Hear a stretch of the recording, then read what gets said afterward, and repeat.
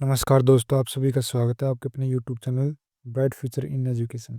आज हम बात करने वाले हैं 19 फरवरी 2026 के करंट अफेयर के जितने भी महत्वपूर्ण क्वेश्चन बनते हैं उनके बारे में इस वीडियो में चर्चा करेंगे। तो वीडियो के अंत तक बने रहिए।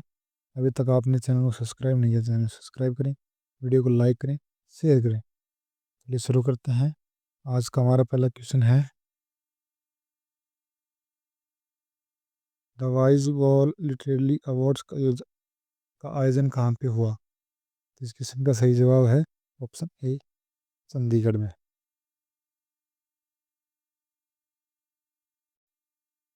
The wise Oval literary awards का आयोजन 12 फरवरी 2026 को चंडीगढ़ में हुआ था। कार्यक्रम का उद्घाटन पंडित सुभाष घोष ने शास्त्रीय संगीत राग बसंत ने किया। रचना इसने स्वागत भाषण की दिया और मंच का विजन बताया है। फाउंडेशन एडिटर ने स्वागत भाषण दिया और मंच का विजन बताया है। पुरस्कार 3 श्रेणी में दिए गए हैं, पोएट्री, फिक्शन फिक्शन और नॉन फिक्शन के। कविता श्रेणी में अखिल कथन विजेता रहे हैं। फिक्शन श्रेणी में भी श्री की रुचि जोशी विजेता बनी है। नॉन फिक्शन श्रेणी में अमिताभ घोष विजेता रहे हैं। Para Olympic medallist Deepa Malik के साथ इंटरेक्टिव सेशन हुआ है। छात्रों के लिए लेखिकाओं के साथ साथ संवाद सत्र आयोजित किया गया है। कार्यक्रम का समापन राग गुजरी तोड़ी की प्रस्तुति और गीत के साथ हुआ है। नेक्स्ट क्वेश्चन है, भारत का तीसरा सबसे बड़ा एविएशन इन सिक्योरिटी ट्रेनिंग सेंटर कहाँ शुरू किया गया? तो एविएशन सिक्योरिटी ट्रेनिंग सेंटर कहाँ शुरू किया गया? तो भारत का तीसरा, तो इस क्वेश्चन का सही जवाब ऑप्शन बी, चंडीगढ़ के अंदर किया गया है।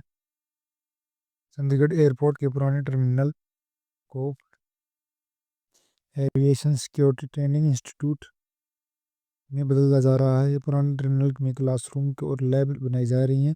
लक्ष्य है कि संस्थान अप्रैल मई 2026 तक शुरू हो जाएगा।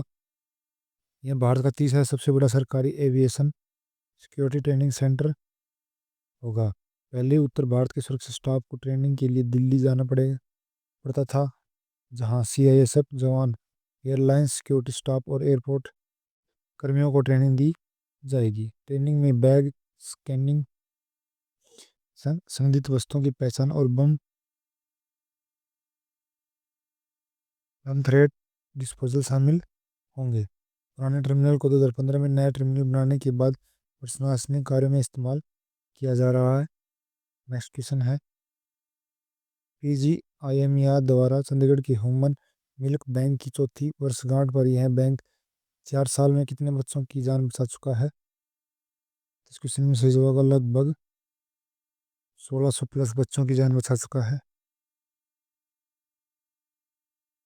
गिमर ने चंडीगढ़ का ह्यूमन मिल्क बैंक 4 साल का हो गया है। इस 4 साल में बैंक ने लगभग 1600 से अधिक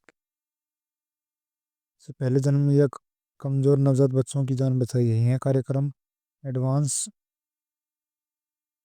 पीडियाट्रिक सेंटर पीजीआईएमआर चंडीगढ़ में संचालित है।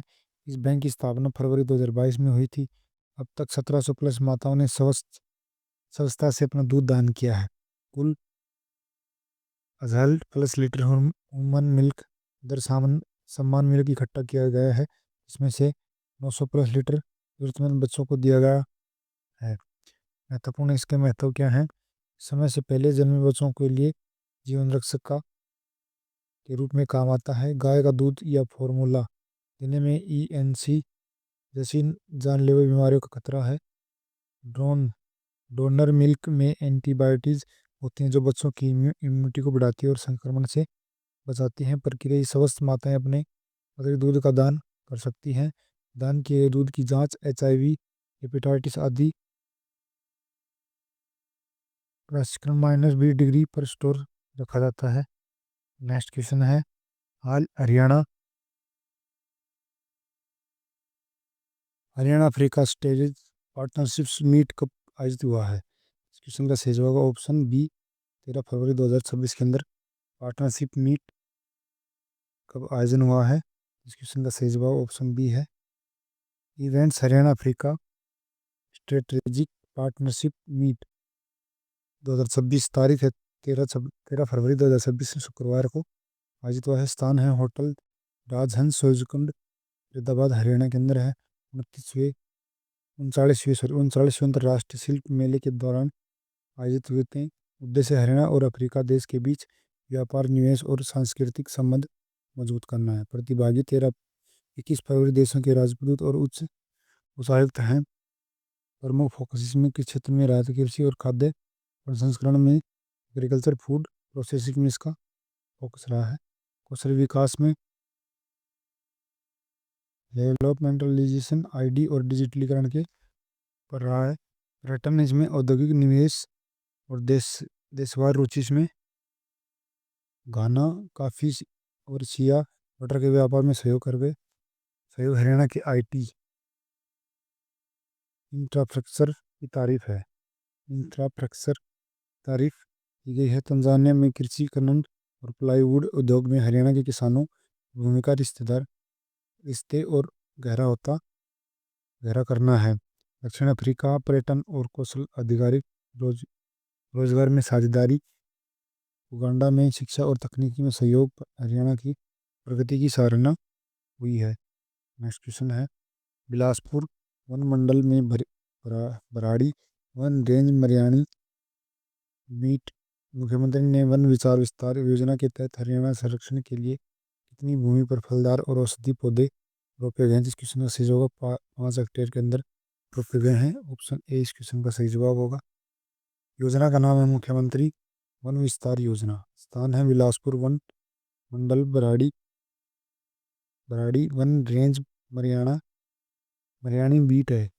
उपलब्धि है 5 हेक्टेयर वन भूमि पर 5500 फलदार और औषधि पौधे फलस्वरूप सफलतापूर्वक रोपे गए पौधे आंवला, अरहर, बरहेड़ा, अर्जुन, कचनार, शीशम और खैर के पौधे मुख्य रोपे गए हैं।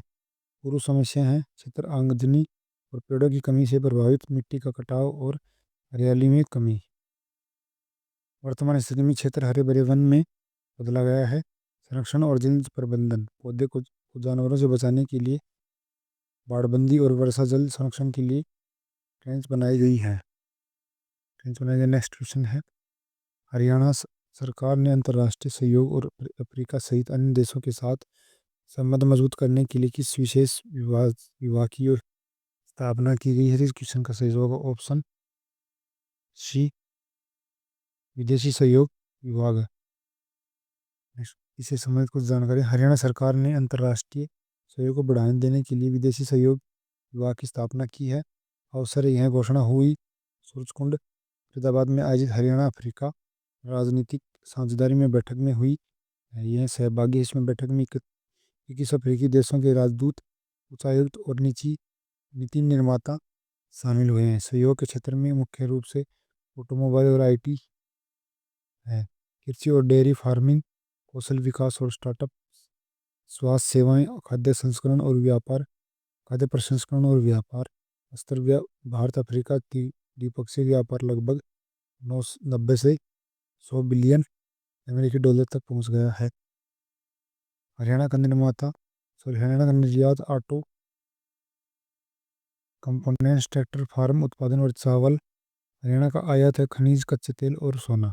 सांस्कृतिक महत्व है सूरजकुंड अंतर्राष्ट्रीय शिल्प मेला केवल व्यापार का मंच नहीं है, बल्कि सांस्कृतिक आदान प्रदान और पहचान का भी एक महत्वपूर्ण मंच है। नेक्स्ट क्वेश्चन है, हाल ही में संगम 2026 कार्यक्रम किस विश्वविद्यालय में आयोजित हुआ है? इस क्वेश्चन का सही जवाब ऑप्शन बी जेसी बोस विज्ञापन एवं प्रौद्योगिकी विश्वविद्यालय फरीदाबाद के अंदर हुआ है। संगम 2026 में जेसी बोस विज्ञान एवं प्रौद्योगिकी विश्वविद्यालय जेसी बोस यूएसटी फरीदाबाद में आयोजित हुआ है। यह कार्यक्रम विश्वविद्यालय के पूर्व छात्रों का मिलन समारोह था। समारोह 1972 से 76 बैच की स्वर्ण जयंती यानी 50 वर्ष के उपलक्ष्य में आयोजित किया गया है। मुख्य अतिथि श्री राकेश भारती मित्तल हैं, उपाध्यक्ष भारतीय इंटरप्राइजेज और विश्वविद्यालय के प्रतिष्ठित पूर्व छात्र हैं। कार्यक्रम की अध्यक्षता कुलपति प्रोफेसर राजीव कुमार ने की है। सबसे बड़ी घोषणा, 100 छात्रों के लिए भारतीय एयरटेल फाउंडेशन स्कॉलरशिप प्रदान की जाएगी। पहले स्कॉलरशिप के तहत 25 छात्रों को लाभ मिलता था, अब इसमें बढ़ाकर 100 छात्रों को तो किया गया है। अतिरिक्त प्रोत्साहन CGPA में 28.5 वाले छात्रों को लैपटॉप, हॉस्टल और मैथ में शुल्क के लिए अतिरिक्त वित्तीय सहायता मिलेगी। विश्वविद्यालय में 23 करोड़ का निवेश किया गया है। निवेश में 4 नए सेंटर ऑफ एक्सीलेंस स्थापित होंगे, जैसे AI, mechanical learning, anti drone technology, mechatronics और आइडिया लैब चीज इसमें इनमें निवेश किया गया है। नेक्स्ट क्वेश्चन है, वित्त वर्ष 2026-25 के लिए हरियाणा को PMGSY के तहत कितनी राशि स्वीकृत हुई है? तो इस क्वेश्चन का सही जवाब होगा 27 करोड़ रुपए राशि स्वीकृत हुई है। हरियाणा को वित्त वर्ष 25-26 के प्रधानमंत्री ग्राम सड़क योजना के तहत 227 करोड़ स्वीकृत किए गए। कितने? 227 करोड़ रुपए स्वीकृत किए गए हैं। पुराने वर्ष की शेष राशि को 2.50 करोड़ भी जोड़े गई है। कुल 29.50 करोड़ 2950 करोड़ प्रभावी राशि उपलब्ध हुई है। यह राशि नए बजट से नहीं बल्कि पिछले वर्षों की वित्तीय प्रोत्साहन राशि से आवंटित की गई है। हरियाणा में PMGY अब तक 426 प्रस्ताव मंजूर हुए हैं। 4572 किलोमीटर सड़कों का निर्माण अपग्रेड किया गया है। लागत लगभग 1,54,630.30 लाख यह करोड़ रुपए की स्वीकृति है। 1,39,442.93 लाख का भुगतान किया जा चुका है। केंद्रीय नेतृत्व केंद्रीय ग्रामीण विकास मंत्रालय मंत्री शिवराज सिंह चौहान ने कदम प्रधानमंत्री नरेंद्र मोदी के विकसित भारत और ग्रामीण क्षेत्रों में लास्ट माइल कनेक्टिविटी के विजन का हिस्सा रहा है। नेक्स्ट क्वेश्चन है, हाल ही में कृषि दर्शन प्रदर्शनी कहाँ आयोजित हुआ है? प्रदर्शनी कहाँ आयोजित हुआ है? क्वेश्चन का सही जवाब ऑप्शन बी, हिसार TTC केंद्र के अंदर हुआ है। कार्यक्रम का नाम है कृषि दर्शन प्रदर्शनी। स्थान है उत्तरी क्षेत्र कृषि मशीनरी प्रशिक्षण एवं प्रशिक्षण संस्थान TTC केंद्र हिसार है। सिरसा रोड और हिसार है। अवधि है 3 दिवसीय मेला शनिवार से शुरू हुआ है। उद्देश्य किसानों को तकनीकी और मशीनरी से परिचित कराना, नई तकनीकी और मशीनरी से परिचित कराना है। उत्तर भारत में लगभग 20 लाख किसानों और आमजन प्रमुख आकर्षण है हाइड्रोजन ड्रोन से इसमें है। पुराने बैटरी वाले ड्रोन 15 से 20 मिनट चलते थे। नया हाइड्रोजन ड्रोन 2 से 3 घंटे लगातार उड़ सकता है। इसमें किसानों की लागत कम और बचत ज़्यादा होगी।